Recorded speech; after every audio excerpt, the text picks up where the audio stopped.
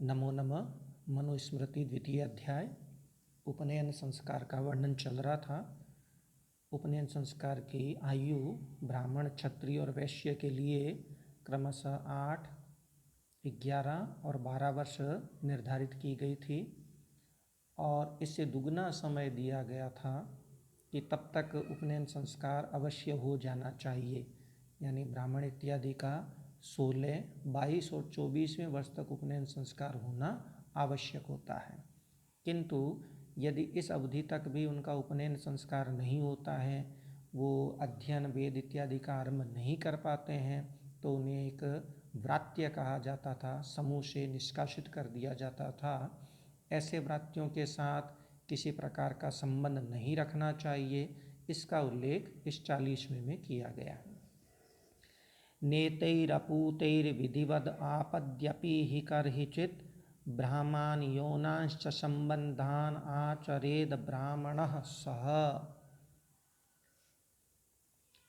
न एतै अपूतै एतै इन अपूतै अपवित्र, चूँकि उपनयन संस्कार नहीं हुआ इसलिए वो पवित्र नहीं बन पा रहे हैं। तो एतै अपूतै इन अपवित्र, इन ये कौन है? व्रात्य हैं। इन अपवित्र व्रात्यों के सह यानी साथ, सह के योग में तृतीया आती है, तो एतै अपूतै में तृतीया ही है।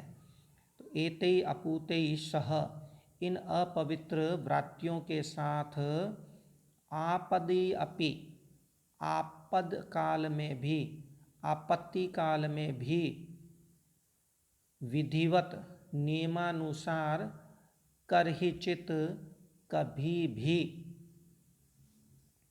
ब्राह्मणः ब्राह्मण को, ब्राह्मण योनाश्च संबंधान न आचरेत, ब्राह्मण योनाश्च संबंधान, ब्रह्म संबंधी यानी अध्ययन अध्यापन संबंधी, पठन पाठन संबंधी, योनाश्च संबंधान और यौन संबंध अर्थात विवाह इत्यादि संबंध न आचरेत नहीं करना चाहिए।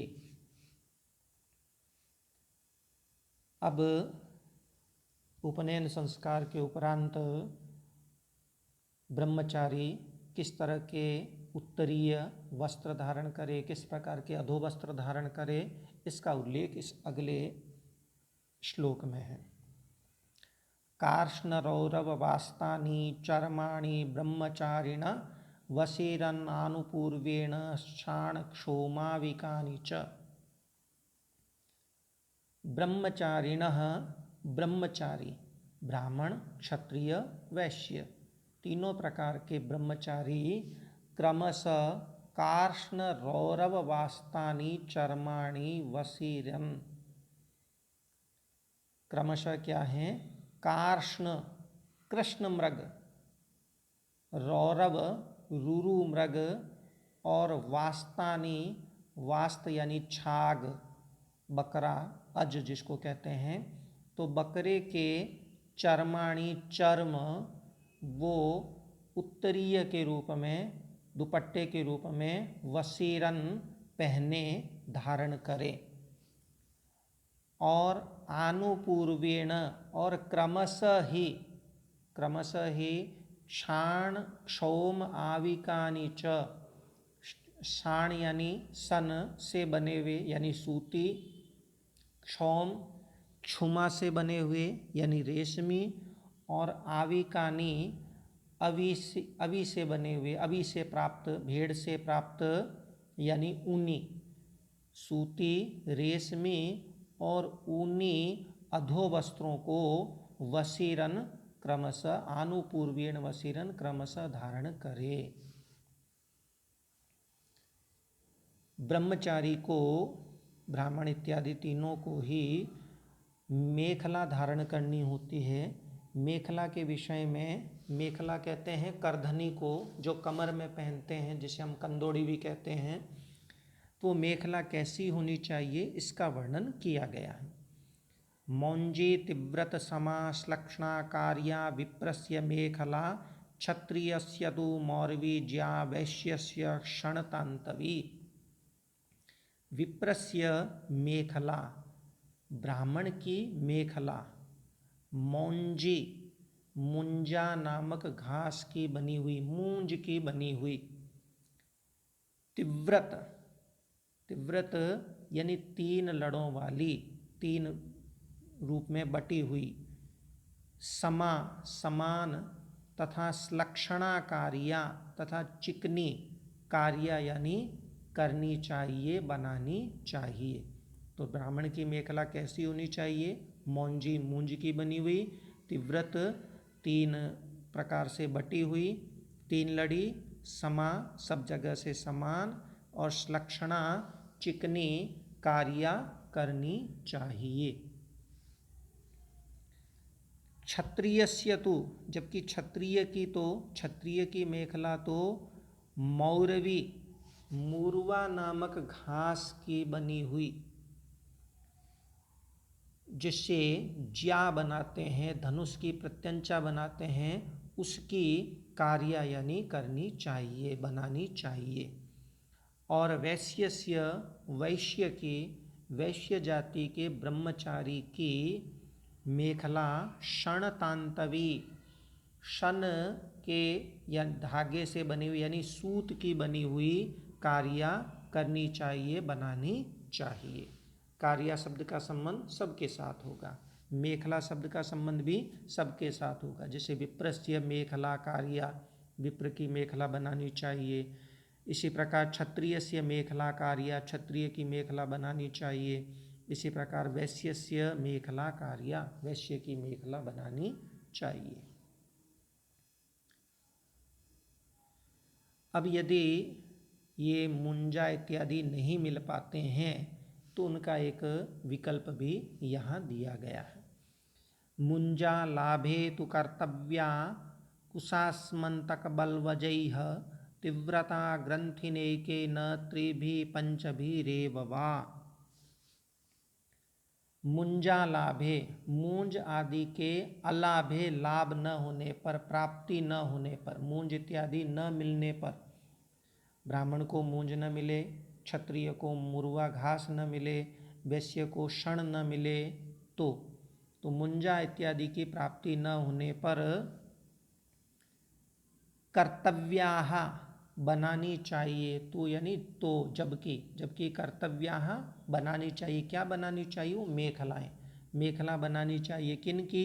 कुशास्मन्तक बलवजयी, क्रमशः ब्राह्मण को कुशा की, कुशा नामक घास की, क्षत्रिय को अस्मन्तक की, और वैश्य को बलवज की, बलवज नामक घास की मेखला कर्तव्या बनानी चाहिए।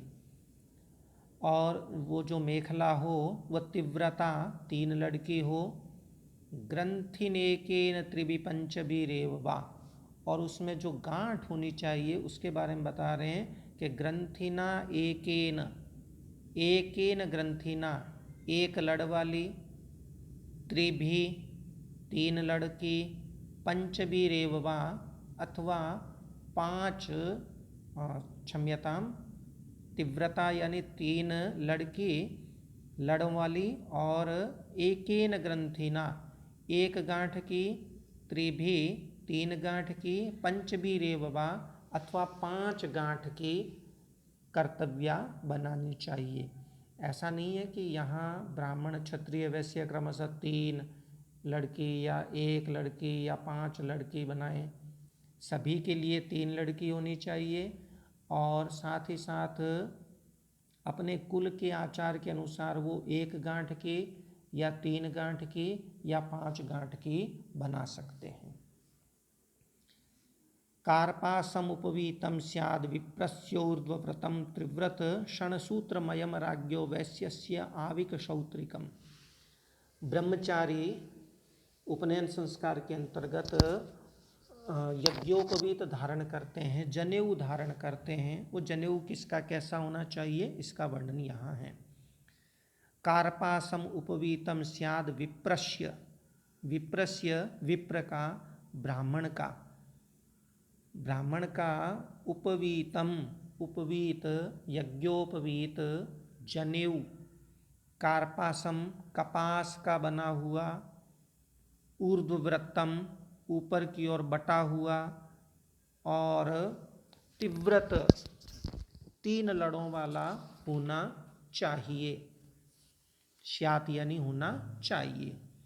राज्ञः क्षत्रिय का यज्ञोपवीत षणसूत्रमयम सन के धागों का बना हुआ यानी सूत का बना हुआ और वैश्यस्य वैश्य का आविक सौत्रिकम अवि से प्राप्त जो है उसको आविक कहते हैं यानी